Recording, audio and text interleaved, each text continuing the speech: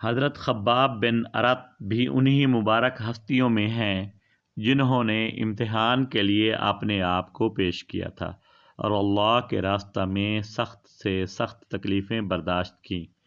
شروع ہی میں 5-6 آدمیوں کے بعد مسلمان ہو گئے تھے، اس لیے بہت زمانہ تک تکلیفیں اٹھائیں۔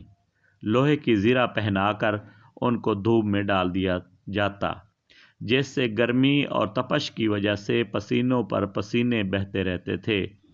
اکثر اوقات بالکل سیدھا گرم ریت پر لٹا دیا جاتا، جس کی وجہ سے کمر کا گوشت تک گل کر گر گیا تھا۔ یہ ایک عورت کے غلام تھے۔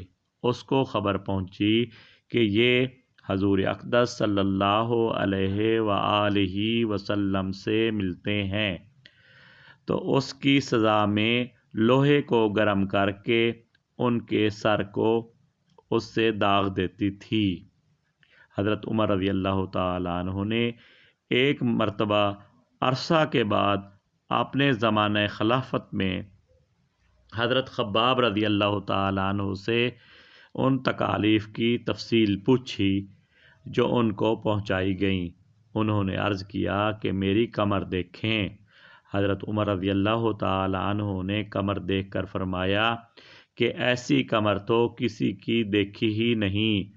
انہوں نے عرض کیا کہ مجھے آگ کے انگاروں پر ڈال کر گھسیٹا گیا، میری کمر کی چربی اور خون سے وہ آگ بجھی۔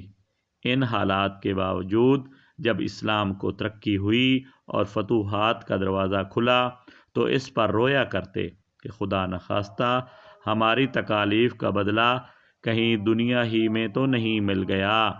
حضرت خباب رضی اللہ تعالی عنہ کہتے ہیں کہ ایک مرتبہ حضور اقدس صلی اللہ علیہ وسلم نے خلاف عادت بہت ہی لمبی نماز پڑھی۔ صحابہ رضی اللہ عنہم اجمعین نے اس کے متعلق عرض کیا کہ حضور صلی اللہ علیہ وسلم نے ارشاد فرمایا کہ یہ رغبت و ڈر کی نماز تھی۔ میں نے اس میں اللہ تعالیٰ سے 3 دعائیں کی تھیں، 2 ان میں سے قبول ہوئیں اور ایک کو انکار فرما دیا۔ میں نے یہ دعا کی کہ میری ساری امت قحط سے ہلاک نہ ہو جائے، تو یہ قبول ہو گئی۔ دوسری یہ دعا کی کہ ان پر کوئی ایسا دشمن مسلط نہ ہو جو ان کو بالکل مٹا دے، یہ بھی قبول ہو گئی۔ تیسری یہ دعا کی کہ ان میں آپس میں لڑائی جھگڑے نہ ہوں، یہ بات منظور نہیں ہوئی۔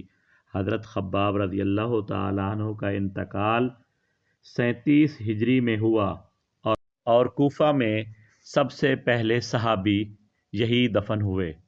ان کے انتقال کے بعد حضرت علی رضی اللہ تعالیٰ عنہ کا گزر ان کی قبر پر ہوا تو ارشاد فرمایا کہ اللہ خباب پر رحم فرمائے، اپنی رغبت سے مسلمان ہوا اور خوشی سے ہجرت کی اور جہاد میں زندگی گزار دی اور مصیبتیں برداشت کیں۔ مبارک ہے وہ شخص جو قیامت کو یاد رکھے اور حساب کتاب کی تیاری کرے اور گزارا کے قابل مال پر قناعت کرے اور اپنے مولا کو راضی کر لے۔ حقیقت میں مولا کو راضی کر لینا انہی لوگوں کا حصہ تھا کہ ان کی زندگی کا ہر کام مولا ہی کی رضا کے واسطے تھا۔